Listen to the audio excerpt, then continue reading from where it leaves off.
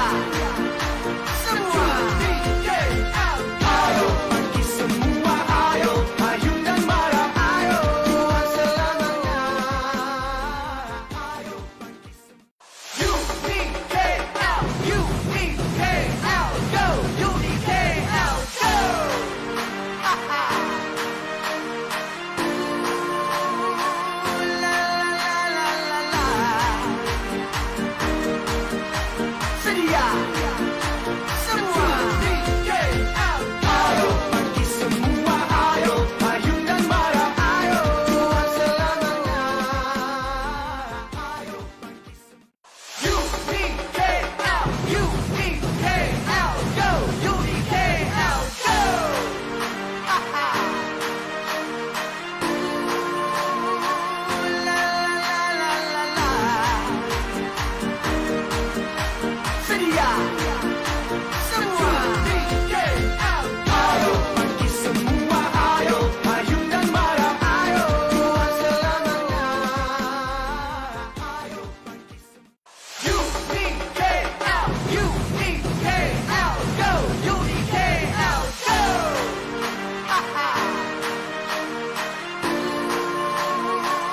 La la la la la. Sedia semua DKL. Ayo pergi semua, ayo Melayu dan marah, ayo Tuhan selamanya. Ayo pergi semua. UDKL, UDKL, go UDKL, go. Ha-ha. La la la la la. Sedia. Okey, Assalamualaikum warahmatullahi wabarakatuh. Salam sejahtera, salam Universiti Kuala Lumpur. Selamat datang, selamat menonton kita punya FB Live pada hari ini. Di siapa-siapa yang nak menonton di FB UniKL Mindset, hari ini kita akan mengkongsi sedikit penceritaan tentang kejuruteraan alam sekitar yang bertajuk relevannya kepada industri dan negara. Okey, sebelum tu hari ni 9 Jun 2020, hari Selasa, hari bulan mulia lagi, kita masih lagi menyambut hari bulan Syawal, 17 Syawal 1441 Hijrah. Selamat Hari Raya kepada semua. Sebelum tu kita alu-alukanlah kita ahli panel. Yang pertama Dr. Ilhamiah Yahya, iaitu Ketua Seksyen Environment and Polymer Engineering Technology UniKL Mindset, yang berkudung warna biru. Angkat tangan sikit. Hai. Okey. Yeah.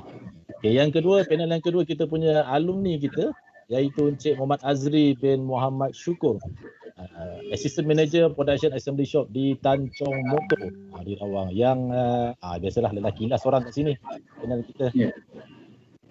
Tambah sikit Ai. Assalamualaikum. Waalaikumsalam. Okay, nama glamournya Ai ya. Ya, betul. Panel kita yang ketiga iaitu Puan Haryati Zainal, sebagai Research Officer Energy and Environment Unit Engineering and Processing Division Malaysia Palm Oil Port MPOB, yang berkacamata. Waalaikumsalam. Okey, selamat datang kepada semua panel-panel. Selamat datang ke FB Live kita. Okey, sebelum tu saya perkenalkan diri saya dulu sebagai moderator yang dipertanggungjawabkan hari ini. InsyaAllah kita akan berkongsi. Saya Taufik Jani daripada unit alumni dan sukan Campus Lifestyle UniKL Mindset. Okay, saya dah berkhidmat di UniKL Mindset ni selama hampir 14 tahun, dan dua orang alumni ni pun pernah berjumpa masa saya bertugas di UniKL Mindset, dan beliau pun sekarang mereka berdua telah berjaya. Sebentar lagi kita akan dengarkan sedikit perkongsian dari mereka. Sebelum tu, saya mengambil kesempatan semalam 8 hari bulan Jun 2020. Jadi kita ambil kesempatan patik mewakili warga kerja, mahasiswa alumni UniKL Mindset ingin menyembahkan ucapan setinggi-tinggi tahniah ke bawah Duli Yang Maha Mulia Seri Paduka Baginda Yang di-Pertuan Agong Al-Sultan Abdullah Riayatuddin Al-Mustafa Billah Shah Ibni Almarhum Sultan Haji Ahmad Shah Al-Musta'in Billah, sempena ulang tahun Hari Keputeraan Rasmi ke bawah Duli Yang Maha Mulia tuanku pada hari semalam. Okey. Jadi kepada para penonton, adik-adik lepasan-lepasan SPM, ibu bapa ataupun siapa saja yang sedang menyaksikan FB Live kita hari ini, kalau anda semua nak tahu kita punya Ketua Yang Maha Mulia Jadi Pertuan Agong kita adalah Chancellor, selaku Chancellor Universiti Kuala Lumpur. Bukan bahasa kita sekarang ni bukan kaleng-kaleng ya. Kita punya Chancellor kita iaitu Yang di-Pertuan Agong. Jadi semoga Universiti Kuala Lumpur kita ni di bawah naungannya dapat kita terus memacu ke arah yang lebih maju. Okey, itu sedikit kita punya ucapan kepada Yang di-Pertuan Agong. Okey, seterusnya hari ini kita akan berkongsi di FB Live ini secara langsung untuk kita berkongsi sedikit cerita. Jadi yang mana-mana rakan-rakan yang masih lagi belum join boleh share kan link kita FB Live ni ke mindset ni untuk ramai-ramai kita dengarkan. Mungkin sebelum ni dengar daripada kawan-kawan, daripada berita, daripada majalah, daripada surat khabar dan mungkin benda tu kurang faham. Jadi hari ni tujuannya kita nak memberi sedikit kefahaman, pencerahan tentang kejuruteraan teknologi alam sekitar.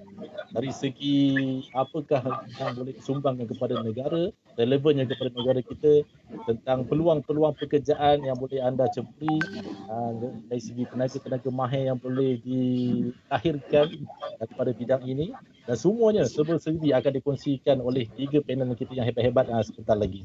Okey? Jadi itu tujuan kita, FB Live kita pada hari ini.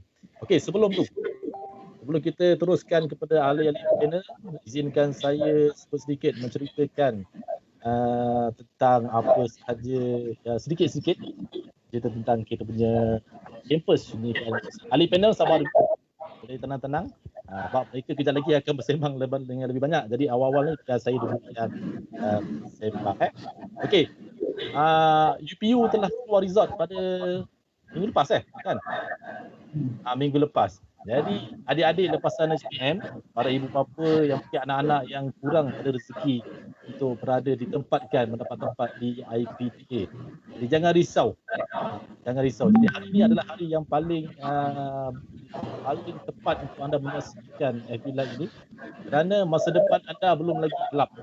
Mungkin lagi berpeluang untuk meneruskan. Bukan kita tak dapat IPTA tu kita terus give up, terus tak dapat teruskan pendidikan. Sebenarnya masih lagi banyak tempat-tempat yang anda boleh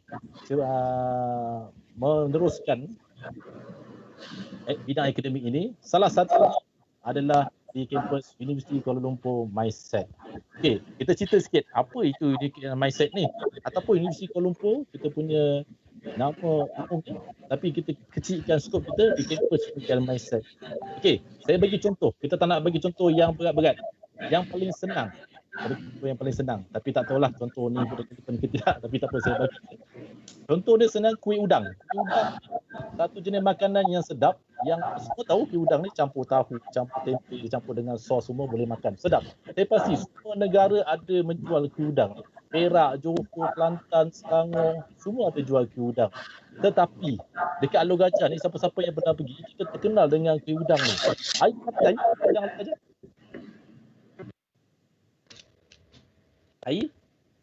Ya? Air pernah makan kuih udang dekat Alor Gajah tu? Pernah Cik Taufik. Pernah kan? Dr. Ilham pun pernah kan?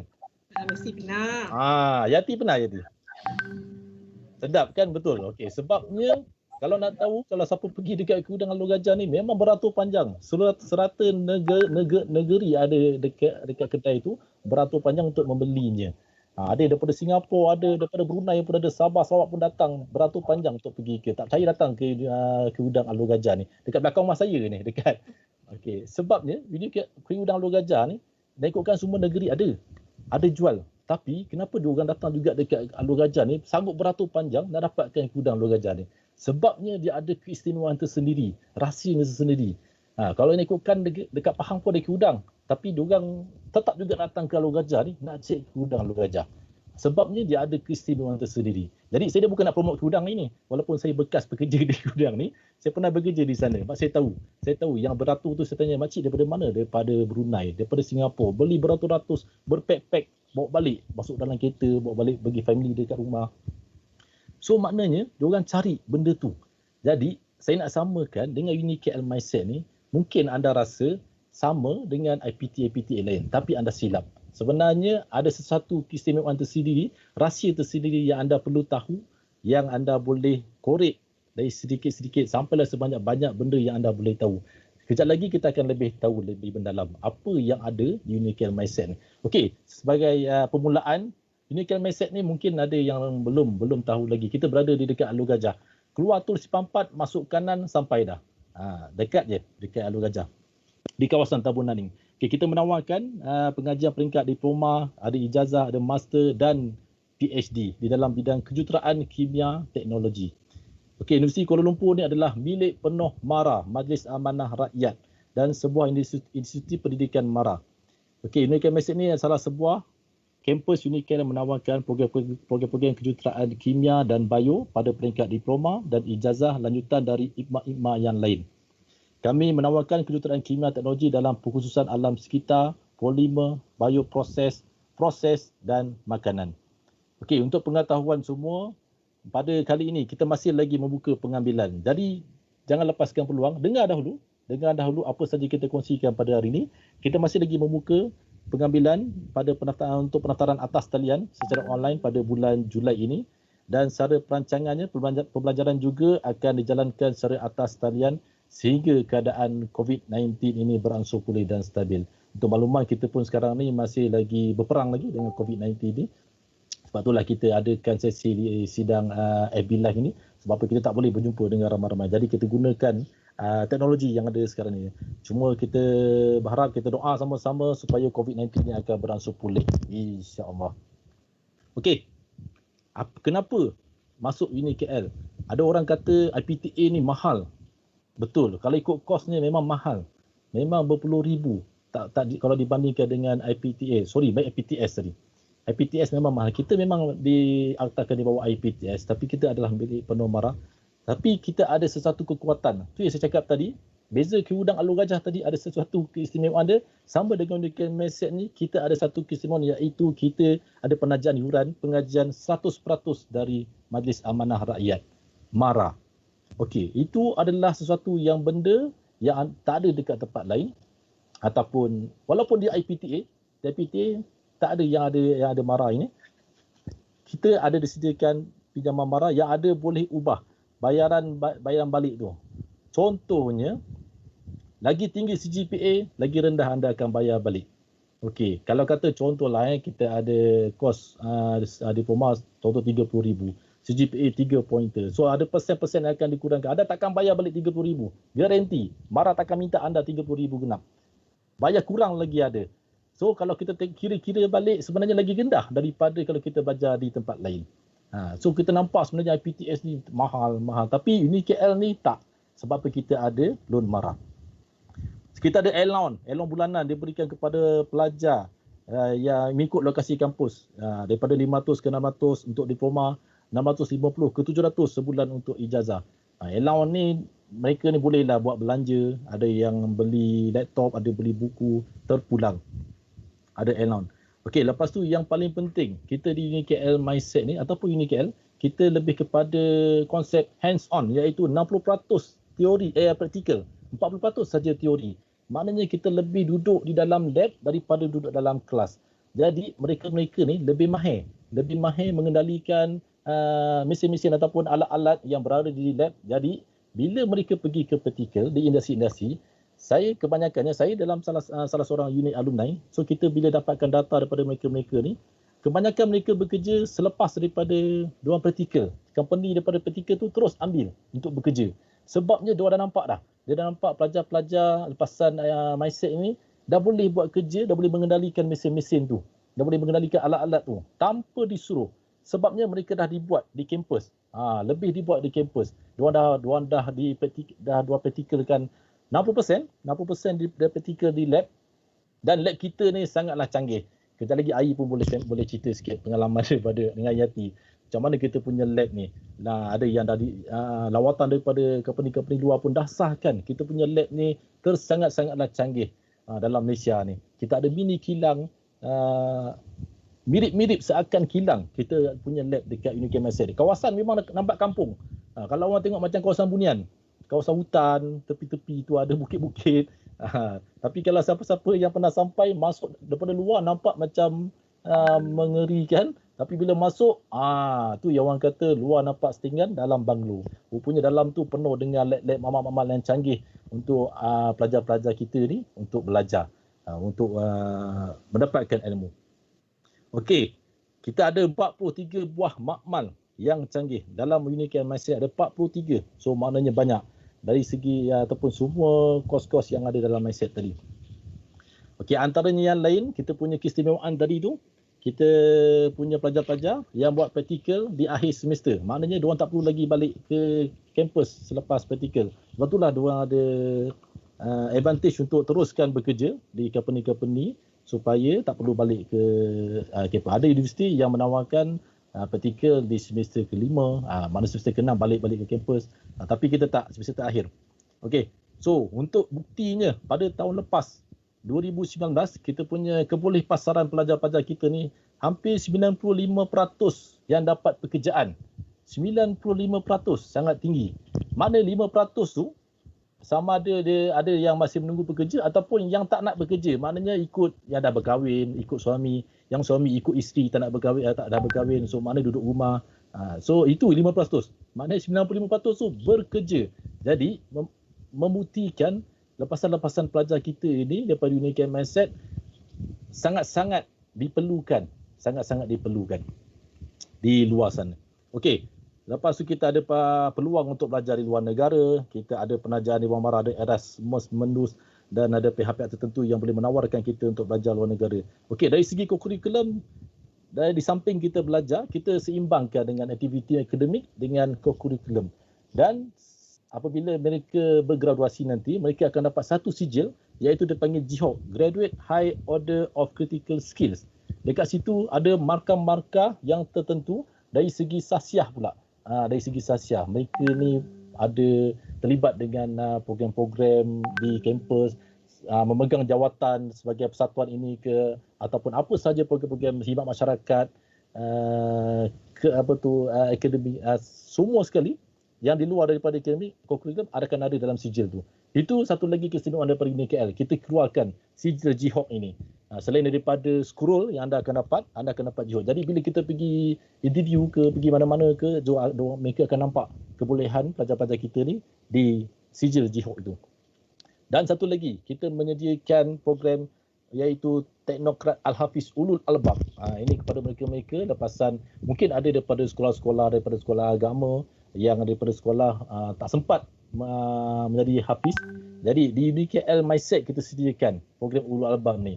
Jadi boleh dapatkan subjek Ulul Albab sambil-sambil kita belajar di bidang akademik, kita boleh juga menjadi seorang hafiz. Sebenarnya lagi bagus sebab saya ada dengar daripada mereka-mereka ni yang menjadi mengambil pelajaran Ulul Albab ni, sesiapa yang hafiz dalam Ulul Albab ni, maknanya mereka begitu mudah akan menjalankan kerja-kerja yang lain-lain. Sebab apa? Mereka memegang. Kita sebagai orang Islam, maknanya kita dah pegang benda tu, Al-Quran sebagai kita punya panduan. Maknanya kalau kita pegang betul-betul, jadi urusan lain kita memudahkan. Itu sebagai advantage lah kalau siapa-siapa yang nak Ulul Albab.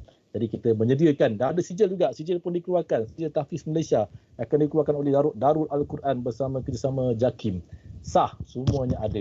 Jadi itu sedikit. Saya nak cerita banyak tu, sebenarnya banyak. Ada nak dekat 30-40 muka surat tapi tak sempat. Takut Raya Haji nanti habis kita punya FB Live ni. Jadi kita sembang sikit-sikit untuk sedikit promosi ataupun info-info berkenaan dengan UniKL Mindset khususnya. Okey, habis kita punya cerita tentang UniKL Mindset. Jadi kita akan teruskan dengan kita punya Lily Panel. Okey, sebelum tu kita punya tajuk hari ni tajuk ini sangat saya rasa sangat hebat, sangat terkini, iaitu kejuruteraan alam sekitar, relevannya kepada industri dan negara. Okey, memandangkan sekarang ni kita negara Malaysia ataupun satu dunia, masalah global kita iaitu isu COVID-19. Nah, itu adalah susah nak cakap. Kita tak tahu, mungkin kuasa Allah saja yang dapat mengetahuinya. Cuma kita di UniKL Mindset ada kaitan dengan isu ini kerana Mindset lebih fokus kepada sistem kita membantu lebih cerita ke sistem pelupusan alat PPE. Contohnya mereka yang memakai face mask, glove, apron dan sebagainya. Kita lebih fokus kepada sistem pelupusan supaya tidak menjangkit pada orang lain. Yang keduanya, kita membantu untuk merawat ataupun perawatan sisa air kumbahan daripada mangsa-mangsa COVID-19 ni. Kita pun tahu mangsa COVID-19 ni memang senang tersebar. Kita pegang plastik tu ada virus tu. Kalau kita mandi air tu mengalir, air tu pun ada virus tu. Jadi kita mengambil langkah daripada mindset ni, kepakaran yang kita ada, kita membantu untuk merawat sisa air kumbahan ni supaya pekerja-pekerja yang merawat air tersebut, contoh daripada IWK, so mereka taklah menjangkit. Jadi sebelum air itu dilepaskan, kita membantu untuk merawat air tersebut supaya kita mengawal penularan COVID-19. Okey, bab relevan kepada negara dan industri pula. Kita cerita sikit, keperluan tenaga mahir engineering teknologi bagi memenuhi ke arah negara maju, dan disebabkan itu, negara Malaysia pada tahun ni, tahun 2020, kita tak dapat nak capai status negara maju. Kerana kalau kita nak capai, kita memerlukan lebih kepada 50% tenaga mahir. Jadi kita sekarang di bawah lagi, di bawah persen 50% tu. Jadi kita tak dapat nak capai tahap status negara maju tu. Jadi peluang pekerjaan ataupun peluang untuk kita menceburi bidang kejuruteraan teknologi ni, atau kita khususkan kepada alam sekitar ni, lebih meluas, lebih tinggi. Okey, itu sebabnya saya beritahu tadi, di mana-mana IPT kita belajar, tapi kita tengok dekat sini sekejap, kita tengok dekat sini sebentar. Saya nak tanya satu soalan, adakah anda yang sedang menonton FB Live ini ingin menjadi salah seorang tenaga mahir dalam 50% tadi? Kalau nak, kita teruskan, kita pendengarkan lagi cerita lebih lanjut daripada panel-panel kita. Okey, jadi kita teruskan dengan panel kita yang pertama. Okey, kita boleh persilakan Dr. Nur Ilhamiah untuk perkenalkan diri dan cerita sikit latar belakang peribadi serta berasal dari mana, latar belakang pendidikan dan kejayaan industri sebelum Doktor menjadi tenaga pengajar di UniChem Masset. Okey, persilakan. Okay, terima kasih Encik Taufik. Assalamualaikum. Salam sejahtera, selamat tengah hari. Apa khabar? Saya ucapkan kepada adik-adik, ibu bapa, bakal-bakal pelajar Universiti Kuala Lumpur dan juga rakan-rakan daripada Universiti Kuala Lumpur juga. Okey, saya Dr. Nur Ilhamiah binti Yahya daripada Seksyen Kejuruteraan Kimia, Teknologi, Pengkhususan Alam Sekitar dan Polimer daripada Universiti Kuala Lumpur Mindset. Okey. Alor Gajah Melaka. Saya sendiri berasal daripada Alor Gajah, so sedikit sebanyak saya juga berasa bangga jugalah dapat turun berkhidmat semula ke tempat kelahiran saya. Saya telah mengajar di Universiti Kuala Lumpur ni selama lebih kurang 12 tahun, semenjak tahun 2008 lagi, dan saya menimba pengalaman pertama bekerja di sebuah industri pengurusan sisa bahan terjadual ataupun sisa-sisa daripada industri. Saya mendapat ijazah pertama saya dalam sarjana muda kepujian teknologi kimia daripada Universiti Kebangsaan Malaysia, dan kemudian semasa saya berada di industri, minat dalam bidang alam sekitar tu mula timbul sikit demi sedikit. Maka saya mengambil keputusan untuk menyambung pengajian dalam bidang Master Alam Sekitar di UPM. Dan kemudian bila saya menceburi bidang pendidikan ni pada tahun 2008, saya start untuk menyambung pengajian dalam bidang Dr. Falsafah, iaitu Self-Fuel Engineering, kejuruteraan Self-Fuel, di mana Self-Fuel ni, kalau siapa yang tidak tahu berkenaan dengan Self-Fuel ni, merupakan salah satu device yang kita gunakan sebagai sumber tenaga alternatif untuk menjanakan elektrik. Itulah sedikit sebanyak berkenaan dengan pengenalan diri saya, Encik Taufik. Okey, terima kasih Dr. Ilhamiah. Okey, perkenalan kita teruskan dengan panel yang kedua, iaitu Encik Azri. So boleh perkenalkan sikit, sama juga latar belakang pribadi, asal dari mana, pasal pembelajaran di peringkat sekolah menengah dulu dalam bidang apa? Adakah bidang sains, bidang sains rumah tangga ke, apa-apa sahaja? Dan, kenapa, apa yang bidang diceburi semasa memilih institusi pengajian tinggi dahulu? Okey, silakan. Okey, Assalamualaikum dan selamat pagi buat semua. Terlebih dahulu saya ingin mengucapkan terima kasih kepada UniChem Mindset kerana sudi menjemput saya untuk menyertai sesi FB Live pada hari ini. Okey. Nama saya Muhammad Azri bin Muhammad Syukur, berasal daripada Temerloh Pahang.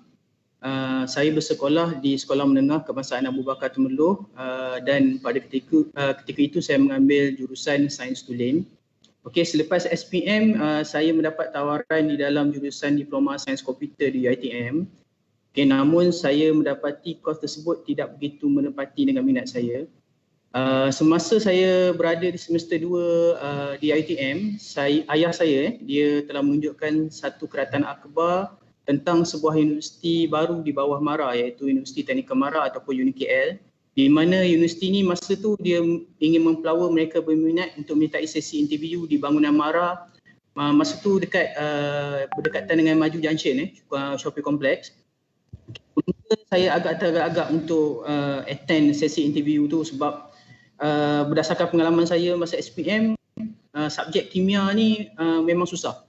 Ni tak kos chemical engineering, okey. Namun atas nasihat parent saya membuat keputusan untuk menyertai sesi interview tersebut dan alhamdulillah saya berjaya diterima untuk menjadi pelajar UPL bagi first batch diploma universiti berkenaan pada tahun 2003.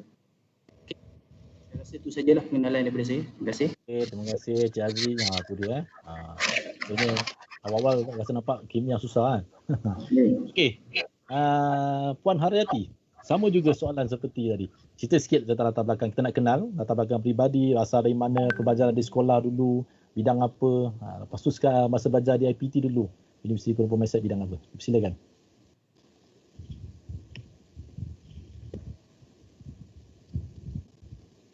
Puan Haryati minta unmute-kan mic tu.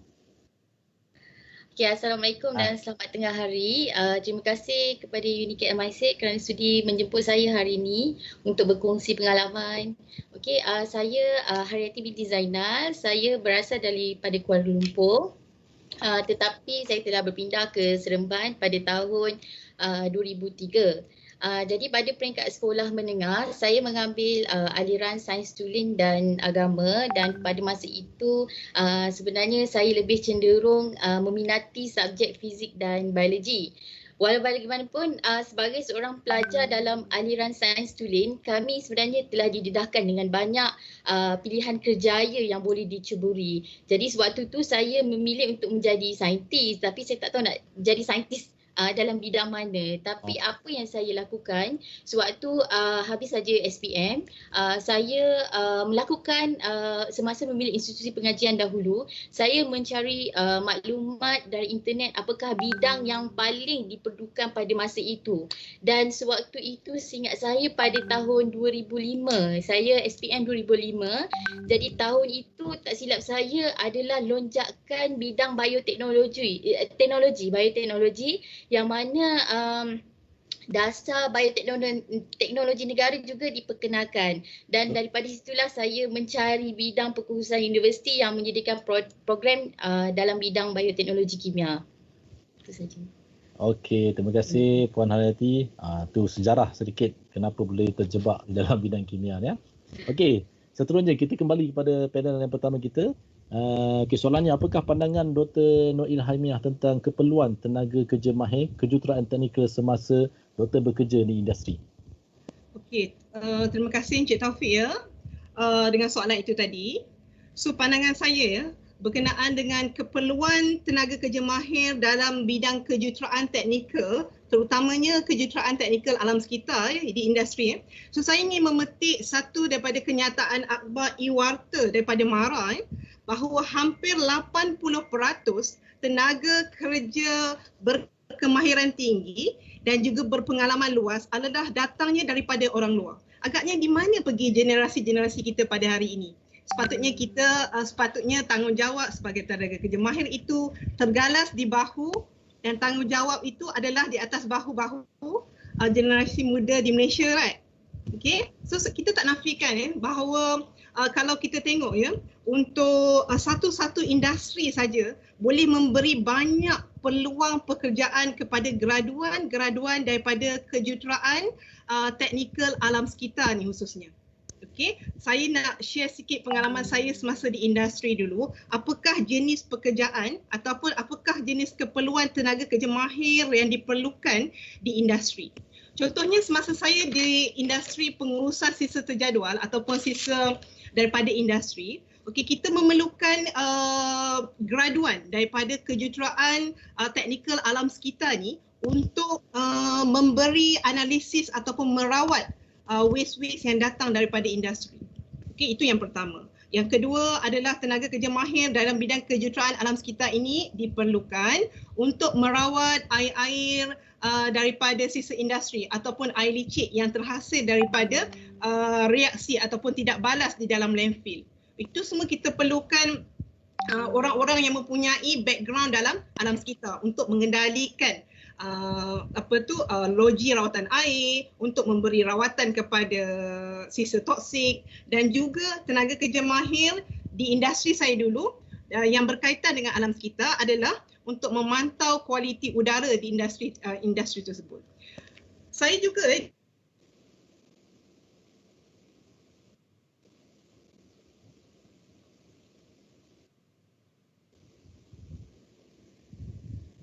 kita sedikit gangguan. banyak panggilan telefon dan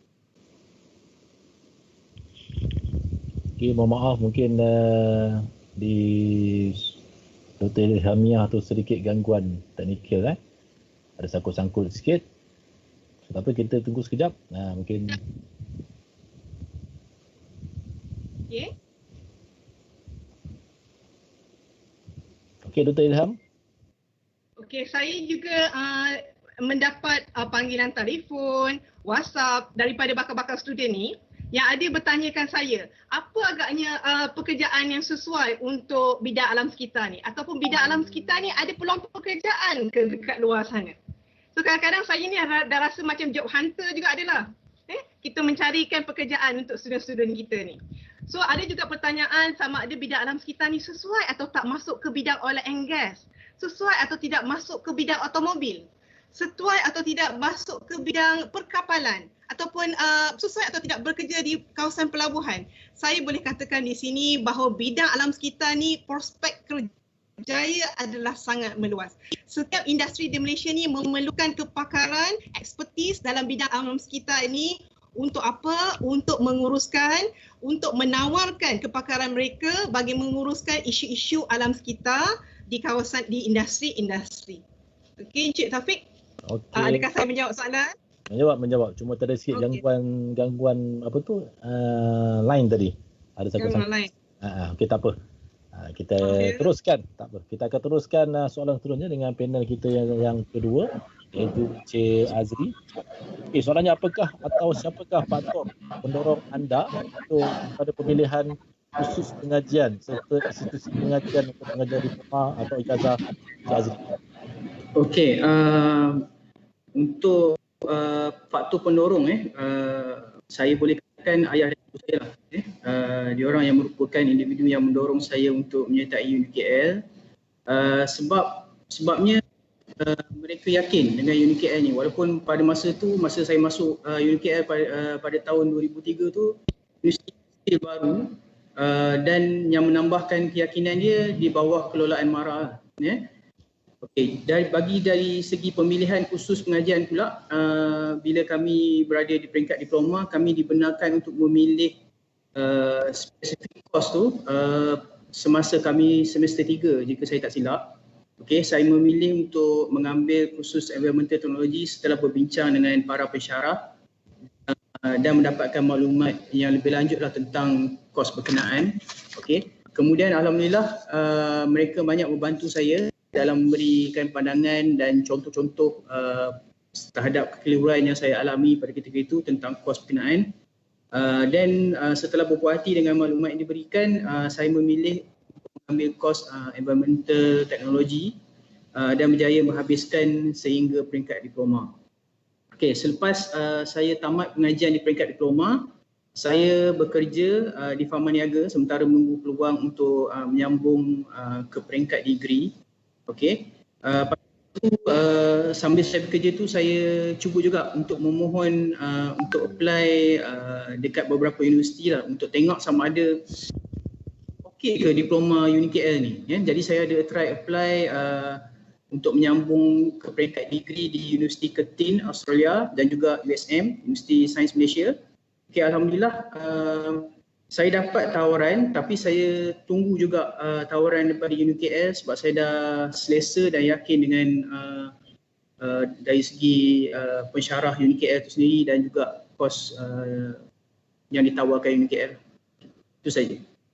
Okey, itu daripada jawapan Encik Azri. So, maknanya ni salah seorang alumni kita yang daripada diploma sambung ke ijazah di tempat yang sama di kampus UniKL MySet. Itu membuktikan keyakinan. Betul ya? Keyakinan di UniKL MySet. Betul je, Rafiq. Okey. Okey, seterusnya kepada Puan Haryati. Sama soalan macam Encik Ayi tadi. Siapakah faktor yang mendorong anda untuk memilih pengajian ni dan di SISTI ini? Okey, faktor yang mendorong saya mungkin agak berbeza dengan Abang Ai atau Encik Azri. Okey, faktor yang mendorong saya sebenarnya memilih kursus pengajian industri sebenarnya saya boleh katakan sebab adalah diri saya sendiri. Sebab pada zaman waktu saya sekolah dulu, saya ni lebih suka benda-benda yang alam sekitar ni tau. Macam dekat sekolah pun memang banyak buat aktiviti. Sekolah kita orang besar, so sekolah saya besar, jadi memang banyak aktiviti luar yang saya buat dengan kawan-kawan. Dan dalam masa yang sama, sejak umur 16 tahun saya dah mula membaca buku majalah National Geographic tu. Sebenarnya dari situlah saya rasa minat saya datang sebenarnya. Dan sewaktu memilih institusi pengajian, sebenarnya dari awal lagi memang saya melakukannya sendiri. Dan selepas tu saya memohon seperti lepasan SPM yang lain dan mendapat beberapa tawaran universiti. Dan kebanyakan pada masa itu tawaran yang diberikan daripada universiti pun adalah dalam jurusan bioteknologi. Tapi sebelum saya dan kemudian tetapi saya memilih UniKL MySet sebab saya melihat kepelbagaian program yang ditawarkan dan saya ada nampak satu program alam sekitar tetapi dalam teknologi kejuruteraan kimia. Dan itulah pilihan pertama saya sewaktu di UniKL MySet. Dan paling penting sebelum saya decide for the final untuk masuk UniKL, saya cakap dulu dengan parents saya dan saya beritahu apa kemudahan yang saya akan dapat di bawah Selian Mara dan mereka bersetuju dan terus saya mendaftarkan ke UniKL MySet. Itu saja. Okey, terima kasih Puan Hayati. Itu minat daripada kecil daripada bangku sekolah lagi, minat tentang alam sekitar ni. Mungkin daripada sekolah lagi dah baca buku National Geography, itu mendorong untuk minat. Jadi adik-adik lepasan SPM dengar, kita boleh perhatikan lagi. Boleh share, ajak kawan-kawan masuk dalam grup WhatsApp, sharekan link Facebook kita UniKL MySet ni sambil-sambil tu supaya rakan-rakan kita pun tak terlepas peluang untuk mendengarkan perkongsian ilmu kita daripada program hari ini. Okey, seterusnya kita kembali pada panel kita yang pertama iaitu Dr. Ilhamiah. Okey, apakah pendapat Dr. berkenaan kejuruteraan teknikal alam sekitar dalam memastikan kelestarian alam sekitar di negara kita ini? Okey, terima kasih Encik Taufik. Berat nampaknya soalan tu berkenaan dengan bagaimana kejuruteraan teknikal dalam bidang alam sekitar ni dapat memastikan kelestarian alam sekitar di negara kita. Okey, memandangkan masyarakat pada hari ini seperti yang Encik Taufik cakap di awal session tadi, sangat cakna berkenaan dengan isu alam sekitar. Kan? Dan juga isu teknologi hijau. Kalau plastik, kita nak cari plastik yang biodegradasi. Kalau elektrik, kita tukar kepada tenaga alternatif, betul? Kalau kereta pula, kita nak tukar kepada kereta hybrid, kita nak tukar kepada kereta elektrik. Semua itu ke arah teknologi hijau. Selain daripada itu, saya nak menyentuh satu dasar alam sekitar negara iaitu strategi alam sekitar negara. Dia ada 3 aspek di dalam strategi alam sekitar negara tu. Yang pertama sekali berkenaan dengan pembangunan ekonomi. Yang kedua berkenaan dengan pembangunan sosial dan yang ketiga berkenaan dengan perlindungan alam sekitar. Dan untuk memastikan dasar alam sekitar negara ini tercapai, berbagai strategi telah dilakukan oleh kerajaan. Antaranya adalah mewujudkan pusat kitar semula. Yang kedua adalah mewujudkan kesedaran berkenaan dengan pengurusan sisa pepejar. Tenaga yang kita ada sekarang kita nak tukar kepada tenaga alternatif. Itu semua antara strategi dasar alam sekitar negara. Dan secara tidak langsung kita boleh lihat di sini bahawa kita memerlukan tenaga kerja mahir dalam kejuruteraan alam sekitar untuk memastikan strategi kerajaan ini tadi tercapai. Contohnya, sekarang kita berhadapan dengan kemerosotan bahan api fosil. So kita nak tukar daripada tenaga konvensional, daripada fossil fuel ni kepada tenaga alternatif seperti solar. So kita memerlukan tenaga mahir dalam kejuruteraan teknikal ni untuk pengoperasian tenaga daripada solar. Itu yang pertama. Yang kedua, sekarang projek-projek EIA memerlukan environmental officer. Okey, kalau dulu dia hanya perlukan safety health officer, tapi sekarang diperlukan environmental officer untuk menguruskan isu-isu berkenaan dengan alam sekitar. So siapa agaknya yang akan memenuhi kekosongan environmental officer di tapak-tapak projek ni kalau bukan graduan daripada kejuruteraan alam sekitar. Terbaru, saya nak memetik yang terbaru, Jabatan Alam Sekitar juga telah mengambil satu pendekatan melalui penggubalan undang-undang dia, iaitu menjurus kepada pematuhan kendiri, iaitu Guided Self-Regulation. Guided Self-Regulation ini telah diamalkan oleh negara-negara maju di mana industri-industri hendaklah bertanggungjawab terhadap isu-isu alam sekitar di industri. Dengan ini secara langsung saya boleh kaitkan lebih banyak peluang pekerjaan ataupun keperluan tenaga kerja mahir yang mempunyai ekspertis dan kepakaran dalam bidang alam sekitar diperlukan di industri-industri. Dengan banyaknya ekspertis ataupun pakar-pakar, jurutera-jurutera dalam bidang alam sekitar ini, kita harapkan isu-isu alam sekitar yang banyak dibincangkan akhir-akhir ini seperti isu bauksit di Kuantan, isu air tercemar di Semenyih, isu pembuangan sisa toksik di Sungai Kim Kim, isu jerebu, isu pemanasan global dapat dibendung dengan adanya kepakaran daripada bidang alam sekitar yang menawarkan khidmat nasihat mereka dan memberikan kaedah-kaedah yang bagus untuk menangani isu-isu alam sekitar ni. Okey, Cik Taufik. Okey. Itu saja perkongsian daripada Dr. Ilhamiah, panjang lebar. Sebenarnya betul. Alam sekitar ni memang tak lagi jauh dah dengan kehidupan kita. Sebab apa kita menghirup udara memerlukan alam sekitar yang baik. Macam tadi kalau kata isu-isu bauksit tu, isu-isu jerebu. So benda tu memerlukan kepakaran kita juga untuk kita menanganinya. Sebab apa kita keperluan kita bernafas. Kita memerlukan pernafasan 24 jam. Jadi kalau kita bernafas dalam keadaan yang udara yang tak berkualiti, so kita akan benda tu akan mengakibatkan ramai yang akan jatuh sakit semuanya. Jadi itulah relevannya kita punya kos di alam sekitar di Unique Mindset ni untuk sumbangan kepada negara. Itu tadi kita relatekan dengan kita punya tajuk tadi. Terima kasih Dr. Ilhamiah tentang perkongsian yang sangat baik tadi. Okey, kita teruskan pusingan yang kedua. Tadi pusingan pertama, kita masuk pusingan kedua, second round. Kita mulakan dengan Dr. Ilhamiah boleh ya? Betul? Okey, Dr. Nur Ilhamiah jelaskan peluang-peluang program yang ada bagi lepasan-lepasan SPM, bagi adik-adik kita yang sedang menyaksikan ini, lepasan SPM, diploma dan institusi-institusi lain seperti Politeknik, KKTM, IPTA yang lain yang sedang mencari-cari tempat menyambung pengajian dalam peringkat diploma atau ijazah bagi mereka-mereka yang tiada rezeki yang dapatkan tempat di UPU tempoh hari. Okey, silakan Doktor. Okey, terima kasih Encik Taufik. Okey, berkenaan dengan peluang-peluangnya, bila saya baca komen-komen daripada FB, contohnya FB group Hala 7 selepas SPM, kita lihat ramai ibu bapa masih tercari-cari, masih 50-50, apakah program yang terbaik untuk anak-anak pada masa ni. Okey, bagus ibu bapa sekarang memang mengambil tahu, betul-betul mengambil tahu apakah pengajian lepas SPM yang paling sesuai untuk anak-anak. Okey. So di Universiti Kuala Lumpur Mindset, khasnya Universiti Kuala Lumpur Mindset ni seperti yang dah telah diwar-warkan oleh Encik Taufik pada awal sesi, kami menawarkan proses yang pertama peringkat asasi iaitu foundation lah. Ini selama 1 tahun. Foundation ni merupakan jalan singkat adik-adik kalau nak terus ke ijazah kita boleh ambil asasi dulu.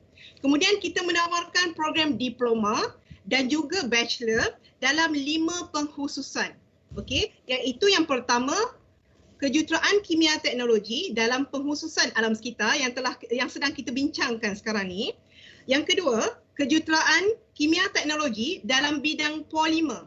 Polimer ni kalau masih tak berapa nak faham, okey, apa maksud polimer ni adalah dia ada contohnya material ataupun pembuatan. Dia ada empat cabang dalam bidang polimer ni, contohnya latex, rubber, okey, plastik dan komposit. Okay, adik-adik akan belajar berkenaan dengan material-material yang digunakan dan pembuatan, cara-cara processing untuk menghasilkan produk-produk polimer. Seperti apa? Seperti baju kita kan, seperti sarung tangan, itu antara contohlah. Yang ketiga, kita ada kejuruteraan kimia teknologi dalam bioproses. Okay? Bioproses ni dia more kepada fermentation process, berkenaan dengan pharmaceutical production. Okay? Yang keempat, kejuruteraan kimia teknologi dalam bidang pengkhususan makanan. Ini adalah food technology lah. Okay, food technology ni bukan berlainan dengan kulinari ya. Food technology ni, let's say adik beli frozen food tu, macam mana kita nak pastikan frozen food adik tu tahan lama. So itu antara teknologi-teknologi yang adik akan pelajari semasa adik ambil kursus makanan di Universiti Kuala Lumpur, MySet ni. Okay? Okay. Yang terakhir sekali adalah kejuruteraan kimia teknologi dalam pengkhususan proses. Proses ni mana-mana industri pun kita boleh pergi. Tapi dia akan terlibat secara langsung dalam proses operasi di industri lah. Okay, oil and gas dia boleh pergi, automobil dia boleh pergi, okay, manufacturing pun boleh pergi, okay. Okay, selain daripada itu, UniKL MySet juga, okay, menawarkan program ulul albab seperti yang Cik Taufik katakan pada awal sesi. Okay, program ulul albab ni adik-adik boleh menghafaz Al-Quran, akan dibagi satu sesi untuk menghafaz Al-Quran di waktu pagi sebelum ke kelas untuk teknologi kejuruteraan lah. Dan adik-adik juga akan di akhir, okay, di akhir kursus tahfiz ni kita akan bagi satu sijil tahfiz Malaysia yang dikeluarkan oleh Darul Quran, okay, dengan kerjasama JAKIM. Okay. Okey, bagi institut lain seperti Politeknik ke KKTM, mungkin ada daripada kolej vocational yang nak tukar angin orang kata. Okey, nak sambung pengajian di Universiti Kuala Lumpur MySet ni. Kami juga mengalu-alukan kedatangan adik-adik ataupun bakal-bakal pelajar daripada KKTM, daripada kolej vocational, okey, daripada institusi-institusi awam yang lain. Kami menawarkan okey transfer kredit, okey, sehingga 50%, okey, di mana adik-adik boleh memendekkan waktu pengajian bachelor tu. Maknanya ada subjek-subjek yang dah belajar waktu diploma tak perlu lagi belajar di waktu bachelor. So mungkin masa pengajian tu 4 tahun kan, mungkin dia boleh dipendekkan kepada 3,5 tahun ataupun kepada 3 tahun. Okay. Selain daripada itu, Universiti Kuala Lumpur MySet juga menawarkan program pasca siswaza seperti master dan juga PhD. Kami menerima pelajar daripada dalam dan luar negara untuk program pasca siswaza ni dalam bidang kejuruteraan kimia, okay, teknologi. Okay, Cik Taufik, itu apa tu? Saya punya kupasan lah berkenaan dengan peluang-peluang program yang ada di UniKL MySet. Betul. Nekokan banyak kita pun alu-alukan. Maknanya semua IPTA ataupun IPTS di luar sana, lepasan SPM, kita alu-alukan untuk menyertai kita di UniKL MySet ini. Saya pasti anda tidak akan rugi, anda tidak akan kecewa dan anda akan terus menjamin masa depan akan datang. Okey. Soalan seterusnya, kita pergi ke panel yang kedua, Encik Azri kita. Okey, soalannya boleh tak Encik Azri kongsi sedikit latar belakang kerjaya sekarang? Maknanya kerja sebagai apa dan bidang tugas di syarikat Encik Azri sekarang ni. Silakan. Okey, boleh. Okey, saya kini bekerja sebagai assistant manager di assembly shop production department di salah satu kilang pemasangan kenderaan bagi model kereta jenama Jepun iaitu Nissan, Tanchong Motor Assembly Sdn Bhd di Serendang. Okey. Dari segi job scope saya terangkan sikitlah. Sebelum saya proceed kepada job scope saya terangkan sikit tentang proses pemasangan kenderaan di tempat saya lah, sebab mungkin ada yang tak faham assembly shop tu buat apa. Okey, jadi basically untuk automotif kita ada 3 main production line. First one is body shop, second one paint shop, dan akhir sekali ialah assembly shop. Okay, basically di body shop dia akan panel-panel, dia akan buat rangka kenderaan, okay. Kemudian dia akan pergi ke proses painting di paint shop, di mana di paint shop dia akan cat kenderaan tu dan kemudian dia akan hantar ke assembly shop untuk pemasangan barang-barang seperti tayar, enjin dan sebagainya lah. Kiranya bila sampai di assembly shop ni proses kenderaan tu dah complete, kereta tu boleh dipandu dan boleh dihantar ke customer. Okay. So berbalik semula ke soalan Encik Taufik tadi, saya punya skop kerja berdasarkan QC, TS dan H, iaitu quality, cost, timely, safety dan human. Okay. Dari segi kualiti, saya perlu memastikan kualiti kenderaan yang terhasil memenuhi kehendak standard seperti yang disebutkan dalam QSP ataupun quality standard procedure dan juga SOS, standard operating procedure. Dari segi kos pula, saya perlu memastikan CPU bagi penghasilan kenderaan berada di tahap minimum tapi pada masa yang sama tidak mengabaikan kualiti penghasilan kenderaan. Okay. Jadi untuk kos ni merupakan saya punya major role sejak saya menjadi engineer lagi, iaitu saya melakukan aktiviti cost saving di mana saya akan membuat analisis tentang direct dan indirect material yang digunakan di dalam proses line saya. Kemudian saya akan membuat proposal dan menjalankan aktiviti improvement untuk mendapatkan saving bagi syarikat saya.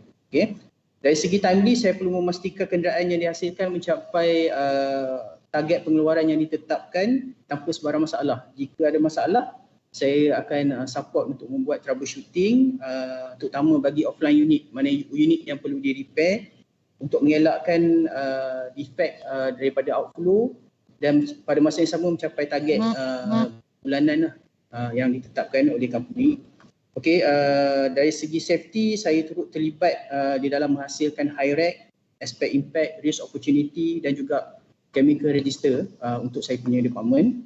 Okey, saya kini pun berperanan sebagai QMR, Quality Management Representative untuk saya punya department under ISO 9001 dah hampir 3 tahun.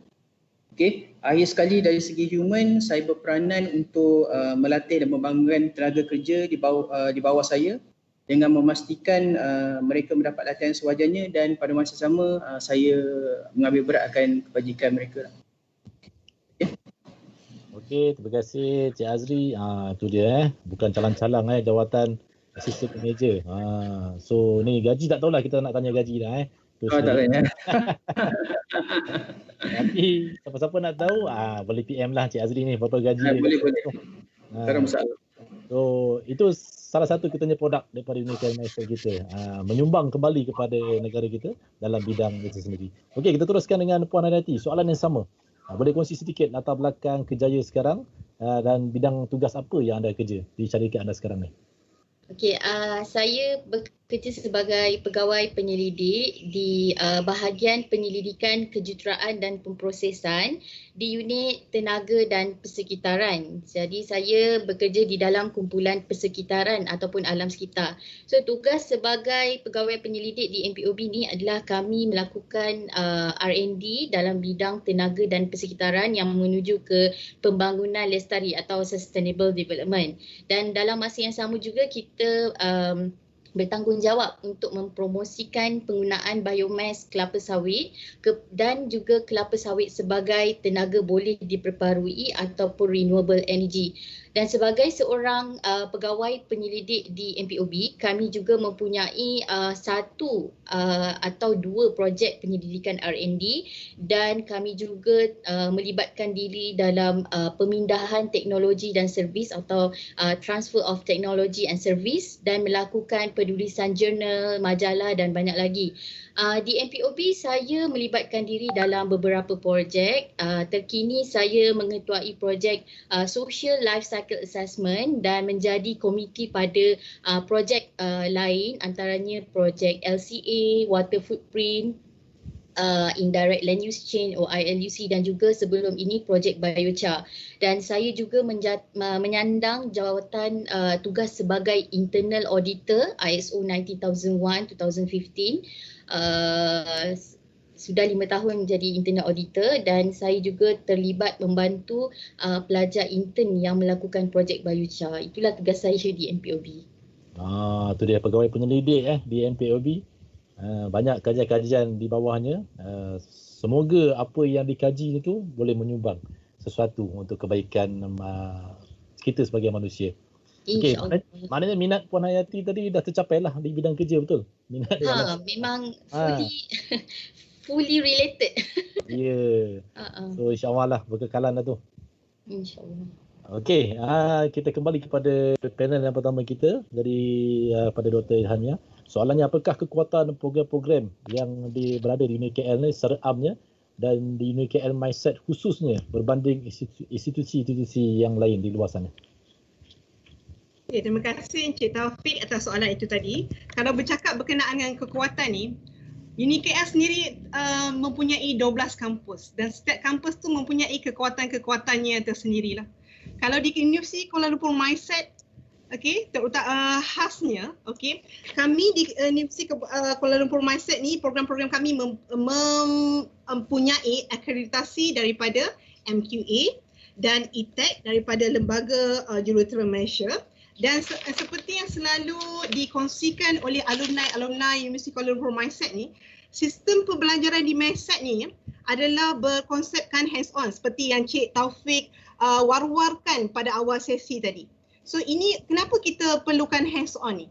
Sebab kita perlukan graduan kita ada kemahiran berfikir, melalui melalui pengalaman dia, macam mana dia operate machine, dan juga melalui observation dia. Di Universiti Kuala Lumpur Mindset ni juga merupakan salah satu higher education TVET university yang telah diberi mandat oleh kerajaan untuk melahirkan tenaga kerja mahir tempatan yang mempunyai kemahiran yang tinggi. Kerajaan juga telah mensasarkan lebih kurang 60% lepasan SPM ni untuk melanjutkan pelajaran dalam bidang TVET. So kita tengok dekat sini, bila kerajaan mensasarkan 60% tu dalam bidang TVET, maknanya keperluan pekerjaan dekat luar pun sama banyak dengan sasaran kerajaan.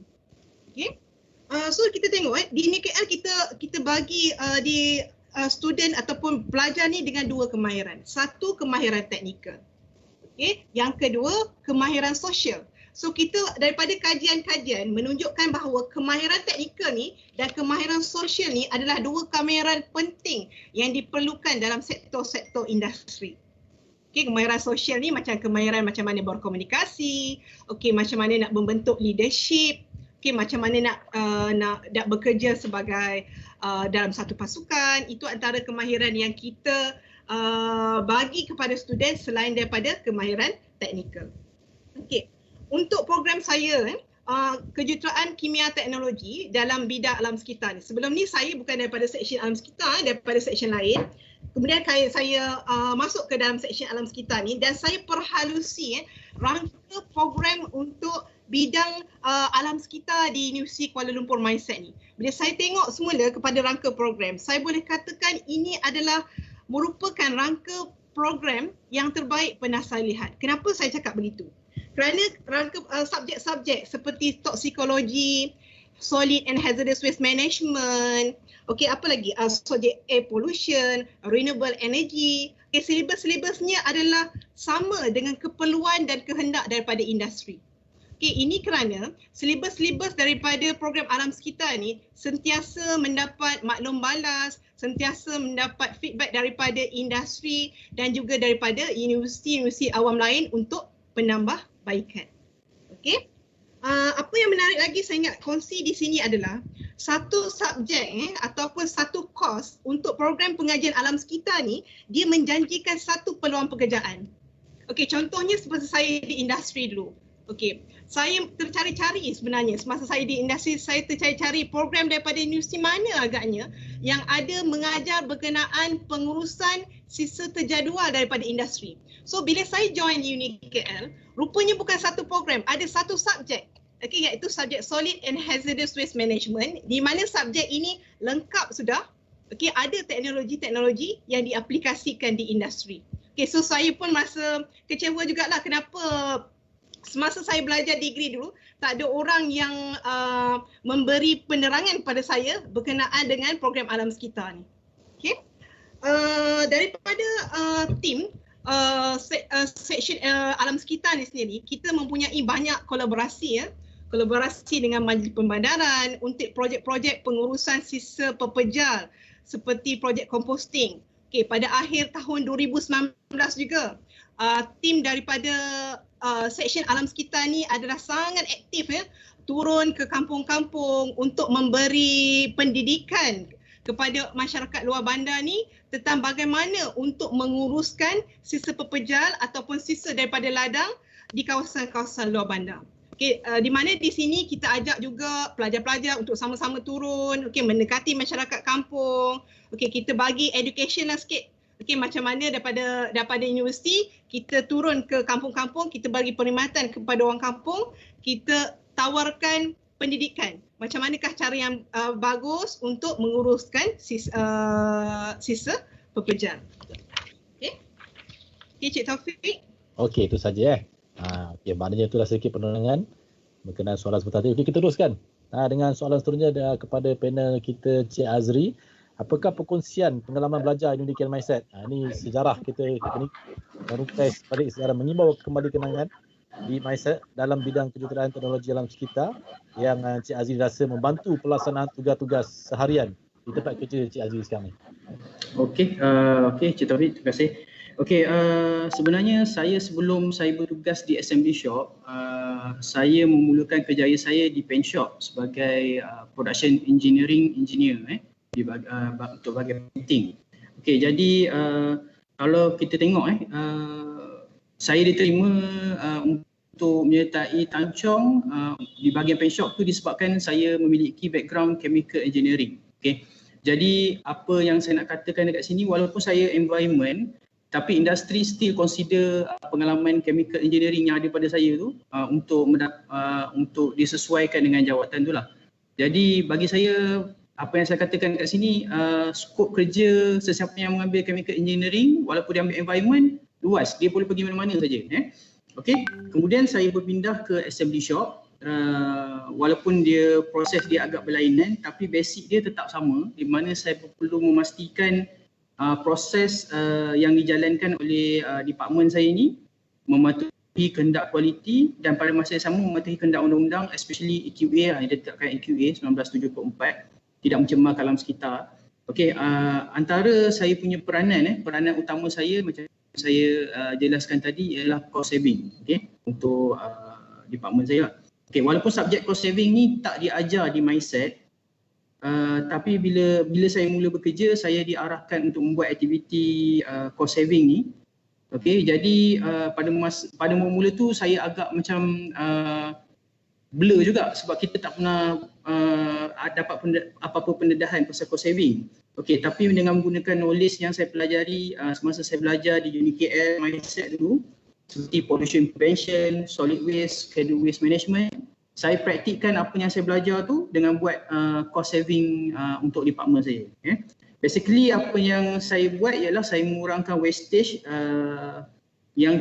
wastage bagi bahan material yang terlibat dalam proses di dalam production line dan memastikan dia fully utilized.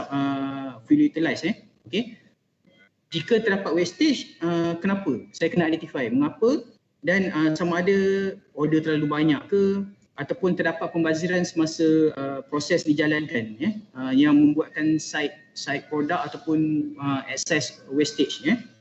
Jadi kalau sebagai engineer pada masa tu dan sekarang pun saya buat benda yang sama, apa yang saya perlu buat bagi mengelakkan masalah tersebut? Jadi kemudian saya come up dengan proposal dan solution bagi aktiviti untuk mengurangkan wastage berkenaan dan pada masa sama kita dapat reducekan disposal bagi cost schedule waste sebab cost untuk disposal schedule waste ni memang mahal.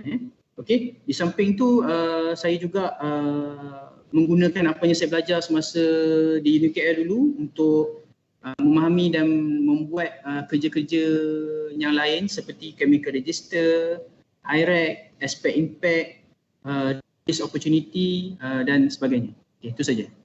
Okay, so maknanya apa yang dia belajar dulu di mindset banyak berbantulah di tempat kerja Ya, sekarang. banyak bantu Taufik. Ya. Okey. Okey, seterusnya kepada Puan Haryati, soalan yang sama. Kita share sikit cerita apa yang anda belajar di mindset tu, adakah membantu di tempat kerja anda sekarang ni? Okey, daripada pengalaman saya di dalam program kejuruteraan teknologi alam sekitar ni memang terdapat banyak mata pelajaran yang betul spesifik tentang alam sekitar. Contohnya subjek Introduction to Industrial Ecology and Life Cycle Analysis, which is yang sebelum ni Life Cycle Analysis tu adalah satu subjek core dia. So sedikit sebanyak memang membantu saya lah dalam kerja R&D saya pada masa sekarang ni.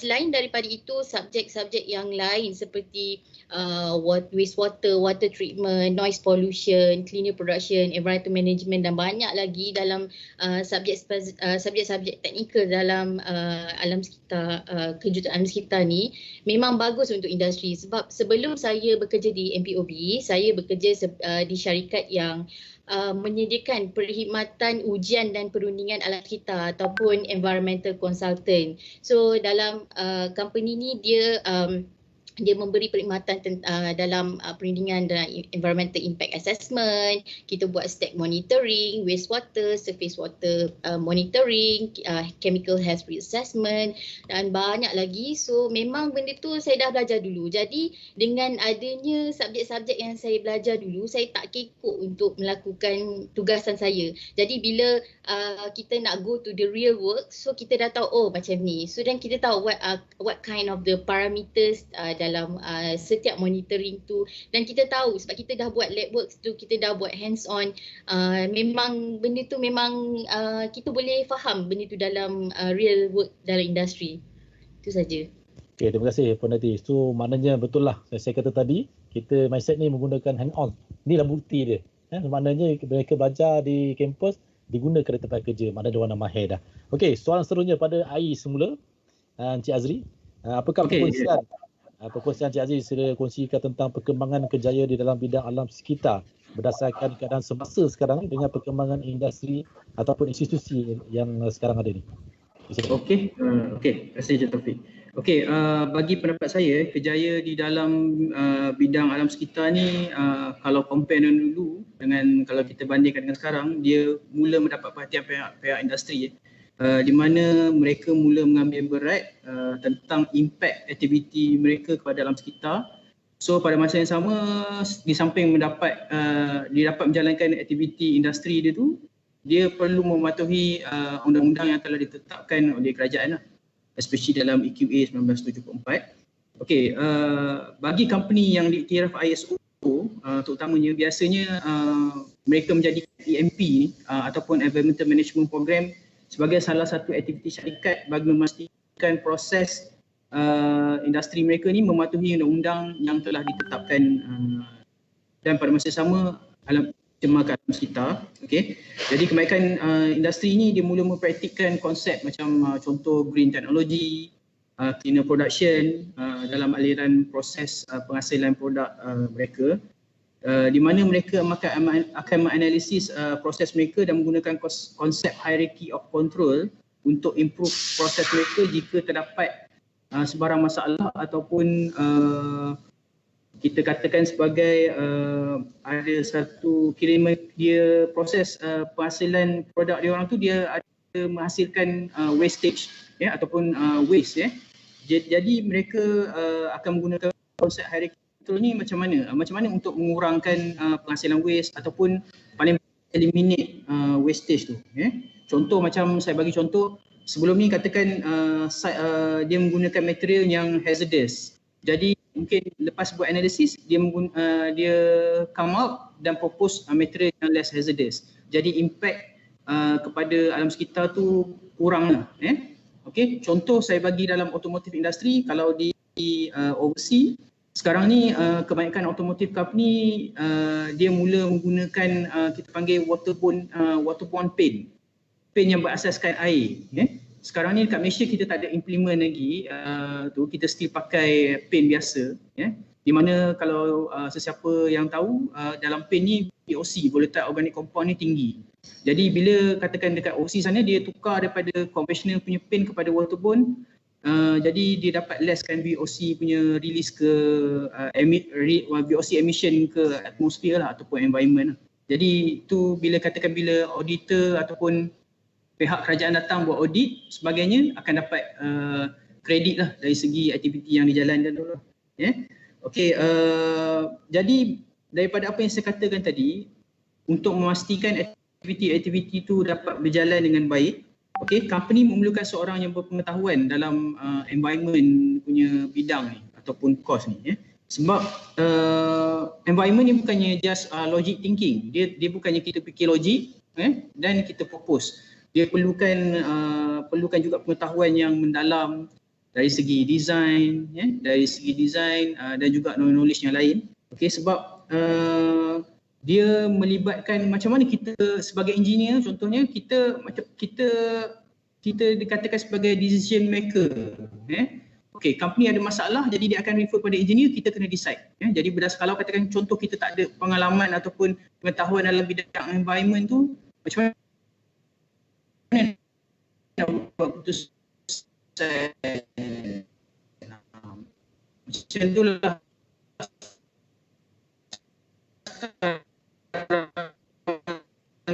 Macam Ilhamiah explain sebelum ni, dulu kalau sekali under satu department safety, health and environment.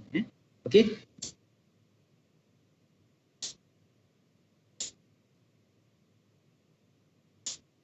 So anda lah, okay? Contoh saya walaupun saya ambil environment, tapi saya masih diterima untuk bekerja sebagai production engineer sebelum ni, okay? Di mana mereka percaya yang graduan-graduan UKL ni berdasarkan apa yang dia tengok kita punya, apa yang kita belajar, apa yang kiranya kita punya dari segi pendedahan kita tu, dipercaya yang graduan UKL ni boleh bekerja di dalam apa-apa juga bidang pun, berdasarkan apa yang ni lah yang dilihat tu lah. Okey, itu saja. Okey, terima kasih Cik Azri. So maknanya bidang alam sekitar ni memang sangat-sangatlah diperlukan dalam negara kita di masa sekarang ni. Yeah. Okey, kita teruskan soalan yang sama untuk Puan Hayati. Kita tengok perkongsian daripada Puan Hayati pula. Macam mana perkembangan kerjaya dalam bidang sekitar ni sebagai seorang peminat alam sekitar? Okey, bagi saya perkembangan kerjaya di dalam alam sekitar berdasarkan keadaan semasa dengan perkembangan industri dan industri ini, saya rasa sangat relevan dan sangat-sangat diperlukan. Sebab saya dapat melihat ramai intern daripada UniKL MySet di MPOB melakukan latihan industri dan lebih berdikari sewaktu melakukan latihan industri. Mereka ni hands on, tak perlu bertanya dan tak perlu pun banyak pembantu. Mereka boleh buat lab work sendiri dan boleh bekerja dengan sendirinya. Dan daripada amatan saya, pelajar yang kita pengetahuan alam sekitar ni dia tak ada limit tau.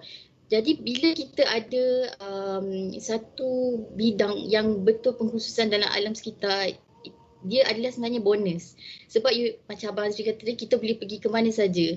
Kita nak pergi department safety boleh, kita nak pergi production boleh, sebab kita belajar benda yang kita belajar tu, benda tu memang kita dah practice benda tu. Jadi kita tak perlu takut lah. Mereka sangat confident lah bila kita kata, oh you ada background ni. So dan diorang akan confident, okey, boleh bagi kursus ataupun menambah lagi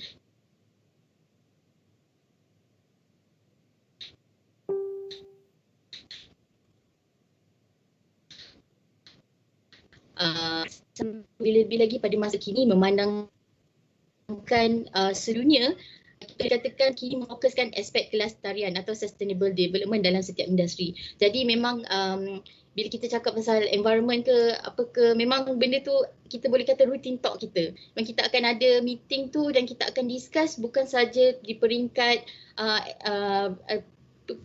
yang company, tapi kita akan peringkat global dan juga kita melakukan banyak kolaborasi dan perbincangan dengan antarabangsa macam tu. So it's very good lah. Bonus lah ada kejuruteraan alam sekitar ni. Itu saja. Okey, itu saja. Ayat yang terakhir saya minat tu bonus untuk pemegang jurusan alam sekitar ni. Okey, kita masuk ke pusingan ketiga. Dr. Ilham boleh lihat sebentar. Sebab kita fokus kepada kita punya alumni kita yang berdua ini. Okey, kita mulakan Cik Azri. Boleh Cik Azri kongsikan sikit pandangan tentang kemahiran-kemahiran yang dirasakan perlu kepada pelajar-pelajar kita ni ataupun bakal pelajar kita yang berminat untuk belajar dalam bidang kejuruteraan teknologi alam sekitar ke MISEC. Okey Cik Taufik, boleh? Okey, pada pandangan saya, actually kemahiran basic yang perlu ada untuk melanjutkan pengajian dalam bidang ni. First kali kebolehan memahami bahasa Inggeris. Cukup, bagi saya cukup memahami apa yang anda baca, apa yang ditulis tu. Sebab jika di UMKL mungkin kita boleh bertanyakan kepada lecturer. Okey, kalau kita katakan kita tak faham sesuatu subjek. Tapi sebagai pelajar kita perlu ingat ilmu tu tak terhad. Kita tak perlu depend pada lecturer saja. Kita untuk kalau kita nak tahu lebih, kita kena study lebih. Kita kena cari. Buat study. Jadi akan ada masalah dari sini kalau katakan kita tak ada basic understanding pasal English ni lah. Kalau katakan kita tak berapa faham apa yang dituturkan ataupun yang ditulis ni. Sebab kebanyakan info berkaitan environment ni, kebanyakan ni kalau kita tengok internet semua bahasa Inggeris, kurang dalam yang dihasilkan dalam bahasa Melayu lah. Sebab pendedahan di kiranya berkaitan dengan environment ni lebih meluas di overseas compare to Malaysia lah. Okay. Jadi that's why saya cakap, saya katakan memang basic understanding dalam English ni perlu. Okay. Yang kedua, pendapat saya basic understanding dalam calculation. Dari segi daripada basic hinggalah ke complex calculation. Sebab kalau siapa yang fikir environment ni mungkin dia fikir environment mungkin subjek biasa kan, logic thinking saja kan. Tapi sebenarnya environment ni dia quite tough, quite tough dari segi macam mana dia nak kita nak design, dari segi design, dari segi macam mana kita nak derive formula. Sebab apa? Kita perlukan benda-benda macam ni, terutama kalau katakan kita bekerja di consultation firm. Jadi untuk kita provide, contoh katakan kita bekerja di dalam consultation firm untuk support wastewater treatment plant. Okay. Jadi kita kena kira equipment punya efficiency, kita kena measure BOD, COD. Jadi kalau katakan kita tak ada basic calculation punya ni agak susah sikit lah. Tapi apa-apa pun yang saya cakap ni bagi saya bergantung kepada individu atau pelajar tu sendiri. Kalau katakan rasa kita lemah, kita perlu usaha lah. Kita perlu katakan orang lain katakan pelajar cemerlang, biasanya dia study 3 jam je, dia dah boleh cover topik calculation tu. Tapi mungkin kita yang lemah ni, kita perlukan extra effort sikit, mungkin 5 jam, kita boleh faham tentang satu subjek tu. Jadi bagi saya dua benda tu yang paling penting. Di samping effort untuk kita maju ke depan lah, maknanya kita untuk bersaing dengan mereka-mereka yang kiranya fast learner ni lah. Okey. Itu saja je Taufik. Okey, saya setuju tu. Kita kena usaha Cik Azri. Bukan senang nak sedang ya. Okey, kita teruskan dengan Puan Haryati. Soalan yang sama. Boleh sharekan sikit tentang apa kemahiran dia perlukan? Mungkin dari sudut Cik Azri tadi tentang bahasa, Cik Puan Haryati boleh persilakan. Okey, bagi saya kalau untuk kemahiran-kemahiran yang perlu ada pada pelajar yang berminat untuk belajar di UniKM MISEC ni, yang pertama sekali bagi saya mereka haruslah mempunyai minat untuk belajar sesuatu yang baru.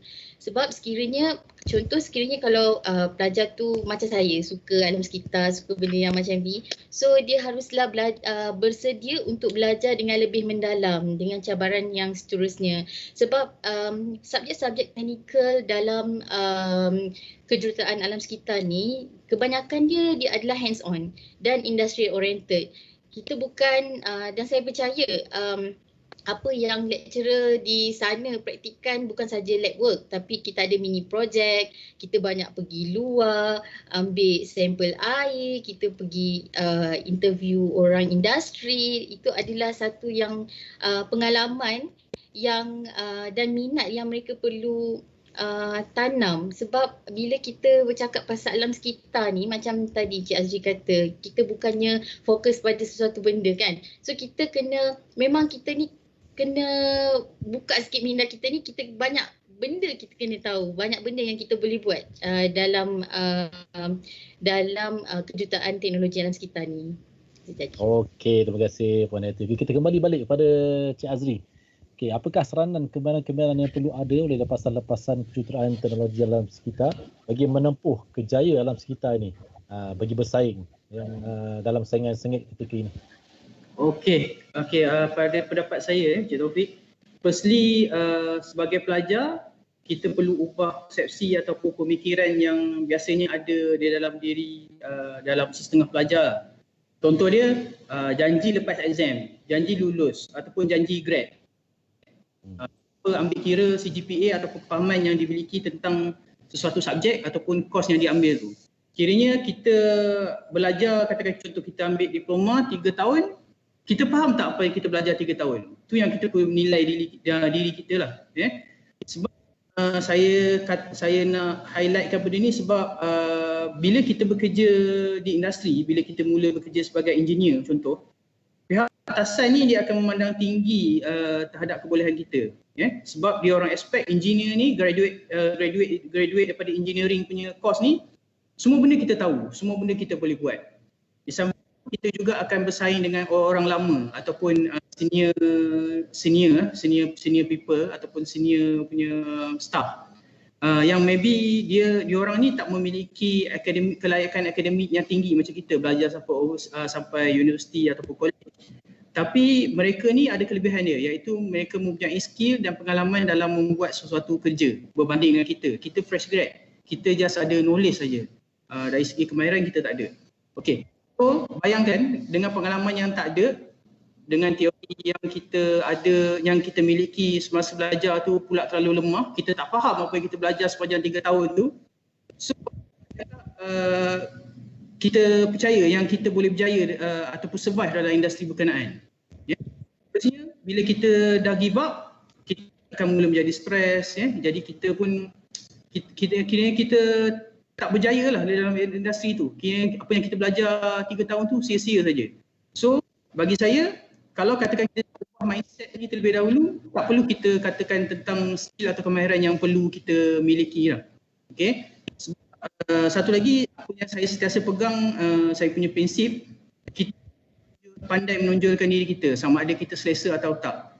Sebab bila kita dalam industri ni, kita perlu bersaing. Kita perlu bersaing, especially kalau katakan kita berada dalam satu company antarabangsa ataupun company besar. Sebab bila kita bekerja ni, bila kita dah start bekerja, kita performance ni akan dinilai berdasarkan performance. Let's say kalau katakan contoh, bos anda menilai anda bagus, tapi akhir calibration setiap tahun belum tentu kita akan nilai bagus. Sebab akhir calibration kita akan dinilai oleh pihak atasan yang lain sekali. Kita ni menonjol atau tak. Okey, jadi apa yang saya cakap kat sini, walaupun bos kita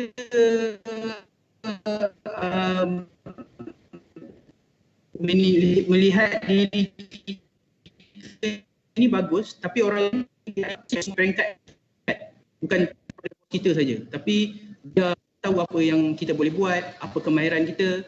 That's why bagi saya benda ni perlu, terutama untuk graduan yang baru kerja lah, selepas tamat belajar. Sebab macam saya sendiri, saya set target setiap 3 tahun saya akan try untuk exceed dalam masa 3 tahun. So alhamdulillah saya berjaya dalam masa saya capai saya punya target. Kalian cakap, jika kalau katakan kita selesa bekerja dekat tahap biasa je, kita akan kekal berada dekat tahap tu dan orang lain akan memintas kita. Jadi kita akan tak dapat apa-apa lah dalam kita punya kejayaan ataupun kehidupan kita. Okay, itu saja. Okey, adik-adik lepasan SPM boleh dengar nasihat Abang Ai panggil namanya Abang Ai. So kena menonjolkan diri, bukan nak menunjuk bagus tapi kita tunjukkan kepakaran apa yang kita ada. Tu kita. Okey, Puan Hayati sama soalannya. Boleh kita sharekan apa sikit kembayaran yang perlu ada untuk diorang untuk menempuh kejayaan alam sekitar? Okey, saranan saya apa kemahiran yang perlu ada oleh lepasan-lepasan kejuruteraan teknologi alam sekitar ni adalah kemahiran hands on pada pelajar tu sendiri. Sebab apa saya kata macam tu, kalau kita dah ada, bila kita dah minat suatu, bila kita belajar suatu tu benda dengan hands on, kita dah belajar dengan benda tu secara mendalam. Jadi kita kenalah fokus dan mesti fokus. Time belajar tu mesti fokus dan faham setiap aktiviti yang kita lakukan. Sebabnya benda-benda ni sebenarnya kalau macam saya memang bila saya keluar saya terus ke arah ke environment punya kerja. So aktiviti. So jadi benda tu sangat memainkan peranan saya. Jadi benda tu adalah sangat penting. Jadi fokus. Pelajar-pelajar harus fokus dan faham setiap aktiviti yang dilakukan. Kalau tak sia-sia belajar 3-6 tahun tapi kita tak dapat apa-apa. Jadi bila dengan adanya kemahiran itu dan pengetahuan itu kita very strong. Jadi apa-apa saja kemungkinan yang akan diberikan, so kita tak rasa nervous tau. Kita rasa macam bila kita punya bos bagi kita satu tugasan, kita pun dengan suka hatinya kita akan noted je benda tu sebab kita kena confident. Kita jangan takut-takut ke macam tu, tapi bagi saya fokus dan faham setiap aktiviti yang dilakukan. Okey, so the key point dia fokus. Okey, terima kasih Puan Hayati. Okey, kita teruskan soalan seterusnya. Mungkin soalan yang terakhir bagi panel daripada alumni kita. Apakah perkongsian penutup oleh Cik Azri dalam beberapa patah perkataan tentang learning experiences ataupun learning experience di UniKL? Okey, apa yang saya boleh katakan, bagi saya UniKL ni merupakan keputusan terbaik di dalam hidup saya. Dan saya bangga mengatakan saya merupakan bekas pelajar MySec. Itu saja. Okey, terima kasih Cik. Itu ringkas dan padat. Ini bukan Cik Azri ni sebenarnya dulu dia pemalu ni, pendiam. Tapi bila dah dihasil dengan produknya, dah tak berhenti bercakap dah sekarang ni. Saya belajar daripada Cik Taufik. Alhamdulillah. Okey, last daripada Puan Hayati. Learning experience di UniKL MySec, apa yang boleh anda berkatakan?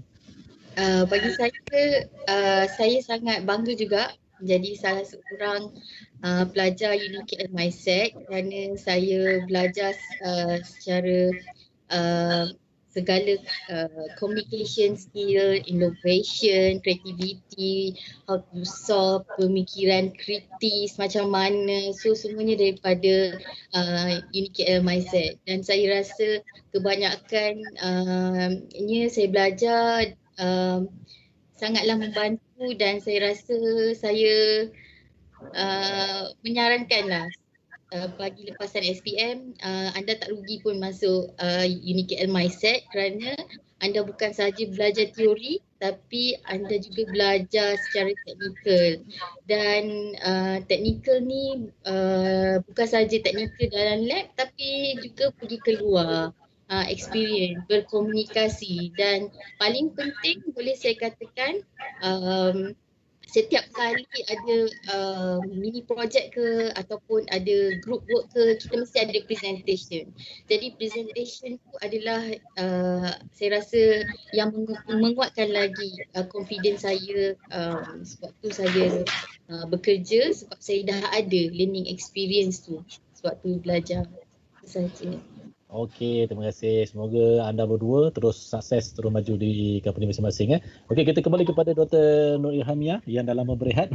Kita teruskan soalan penutup. Dua lagi soalan penutup daripada Dr. Ilhamiah. Apakah saranan Doktor kepada lepasan SPM dan diploma dari institusi-institusi lain yang masih mencari-cari tempat untuk menyambung pengajian peringkat diploma serta ijazah? Okey, terima kasih Encik Taufik. Okey, saranan saya kepada adik-adik ni lepasan SPM, ibu bapa yang masih mencari-cari tempat untuk anak-anak menyambung pengajian selepas SPM. Okey, terutamanya kepada adik-adik mungkin aliran aliran sains, mungkin result SPM tak begitu seperti yang kita harapkan, ataupun adik-adik yang bukan dalam bidang sains tapi berminat untuk menceburkan diri dalam bidang sains, datanglah ke UniKL. Jadikan UniKL Mindset ni tempat untuk adik-adik menebus kekecewaan, okey, dan impian adik-adik untuk menjadi jurutera masih terbuka luas di Universiti Kuala Lumpur Mindset ni. Dari segi kewangan pula, adik-adik jangan khawatir kerana kami adalah merupakan sebuah institusi under Majlis Amanah Rakyat iaitu MARA, dan bagi golongan-golongan under B40, okay, adik-adik boleh mendapatkan bantuan pinjaman penuh daripada MARA dan juga allowance sara hidup untuk menyambung pengajian di Universiti Kuala Lumpur. Okey? Okey, soalan nanti akhir. Apakah learning experience yang kita tawarkan kepada bakal-bakal pelajar kerana memori semasa belajar di sebarang peringkat selalunya menjadi kenangan seperti Azri dan Hayati tadi, membantu membina kejayaan mereka. Jadi kita sentiasa mengekalkan hubungan dengan alumni yang kita ada dengan pelbagai aktiviti akademik serta bukan akademik. Okey. Apa yang saya nak katakan bahawa Universiti Kuala Lumpur ni bukan sekadar sebuah universiti yang mana kita bagi akademik kepada pelajar. Universiti Kuala Lumpur ni kita bagikan satu nilai tambah. Kita build karakter student kita supaya boleh menjadi seorang student yang berketerampilan, confident, bijak berkomunikasi. Okey, seperti yang kita ada alumni kita lah, contoh alumni kita yang ada pada hari ini. Kalau dulu Yati ni kalau diimbas semula kira-kira 8 tahun lepas masa saya mengajar dia kecil je lagi kan. Cakap pun malu-malu je lagi dia dengan suami dia. Okay, tapi tengok hari ni macam mana cara ulasan dia, kupasan dia berkenaan dengan alam sekitar tu. Okay, cukup matang begitu juga dengan Cik Azri, mungkin pernah terjumpa sekejap je dulu, betul lah pemalu orangnya. Sekarang kita tengok begitu confident dia bercakap berkenaan dengan kerjaya ya. Okay, universiti ni juga adalah merupakan rumah kedua bagi pelajar. So tanggungjawab pensyarah, tanggungjawab staf-staf universiti ni untuk memastikan pelajar ni berada di universiti, berada di rumah kedua dengan keadaan yang selesa ni amat berat lah. Okay, so sebab itu kami di Universiti Kuala Lumpur Mindset ni kami ada program yang dinamakan Advisor Advisee, di mana seorang pensyarah tu dia akan pegang seorang student. Okay, so pensyarah-pensyarah ni dia akan menasihati student tu dari segi study planner, dan kadang-kadang masalah personal pun student akan berbincang dengan pensyarah ni untuk cara-cara untuk menyelesaikannya. Okay, dari segi learning experience pula, kalau kita tanya alumni kita macam yang Puan Hayati dengan Encik Azri cakap, dia akan momen yang diorang paling ingat adalah berkenaan dengan practical session. Okay, practical session ni adalah satu portion yang besar di Universiti Kuala Lumpur Mindset ni. Student-student akan banyak terlibat dengan aktiviti-aktiviti lab, okay? Dan teknologi yang dia gunakan adalah setara dengan industri. So bila dia pergi ke industri, dia tak adalah kejutan budaya. Okay? Dan dia boleh aplikasikan apa yang dia belajar di Universiti Kuala Lumpur Mindset ni ke alam pekerjaan. Ini bukan saya cakap kosong, ini kita dapat daripada feedback daripada industri bahawa pelajar-pelajar daripada Universiti Kuala Lumpur Mindset ni adalah pelajar yang bijak berkomunikasi, independen dan boleh menyelesaikan apa-apa masalah. Okey? Okey, itu saja Doktor? Itu dari saya. Okey, itu maknanya ayat penutup lah tu. Jadi terima kasih banyak-banyak kepada ketiga-tiga panel kita yang hebat ni, Dr. Ilhamia Yahya selaku Ketua Seksyen Environment and Polymer Engineering Technology UniKL Mindset. Cik Muhammad Azri bin Muhammad Syukur, terima kasih banyak-banyak kepada Tan Tuan Mutu. Terima kasih kepada Puan Haryati Zainal daripada MPOB.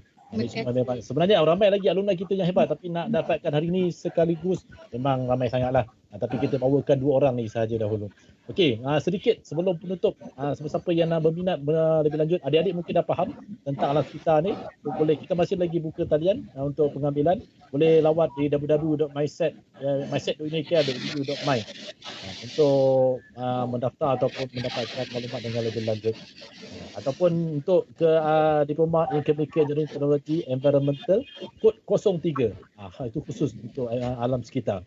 Okey, jadi sekian saja. Malam sudah kita punya secara langsung kita. Terima kasih kepada semua ahli panel, kepada penonton yang masih setia bersama kami. Selamat berjaya dalam kerjaya masing-masing. Selamat datang kepada bakal-bakal pelajar Unique MSET. Kami alalukan semua sekali untuk hadir Unique MSET bersama-sama kita membina negara kita ni di bertapak di kampus. Jadi kita sama-sama doa agar semua berjalan lancar dan kita sama doa untuk COVID-19 ini agar pulih seperti biasa. Jadi saya sudahkan dengan wabillahi taufiq hidayah. Assalamualaikum warahmatullahi wabarakatuh dan salam sejahtera. Jumpa lagi.